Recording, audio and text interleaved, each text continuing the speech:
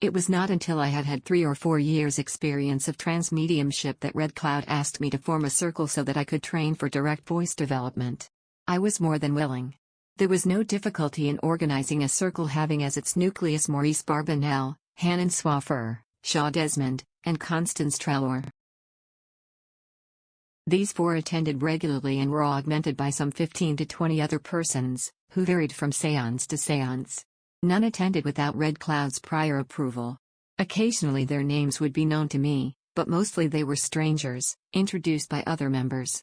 Names were rarely mentioned, and never when a circle member asked Red Cloud's permission to bring a friend to the next séance.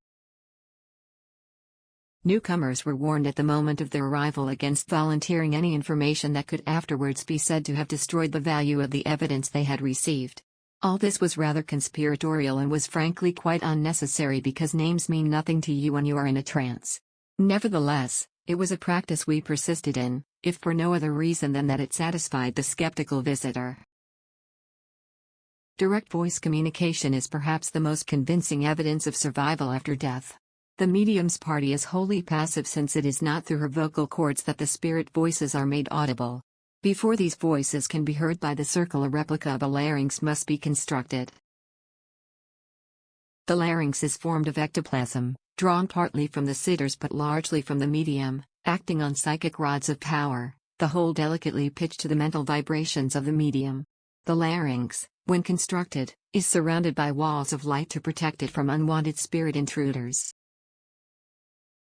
The one who has been chosen is passed inside the walls by the guide with instructions to communicate as clearly as possible. Within the protecting walls, the communicator's vibrations impinge on the larynx and are translated into audible speech which is clearly heard through the trumpet. A successful demonstration of direct voice is as much dependent on the spirit communicator as on the medium.